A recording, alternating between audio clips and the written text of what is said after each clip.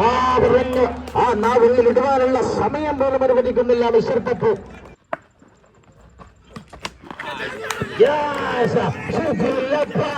ഇത് എന്നപ്പാ സുശീലപ്പയുടെ ആ കുടുംബത്തിന് പ്രതികാരം. രണ്ട് പാലക്കാടൻ കളിക്കാർ തമ്മിൽ ഏറ്റുമുട്ടിയപ്പോൾ ഒരു പാലക്കാടൻ പ്ലെയർ സിക്സർ അടിച്ചതിന്റെ അമർഷവും മരിഷവും ദേഷ്യവും എല്ലാം അടുത്ത പന്തിൽ ഒരു വിക്കറ്റാക്കി മാറ്റി തീർത്തുകൊണ്ട് മുഷ്ടി ചുരുട്ടിക്കൊണ്ട് സുശീലപ്പ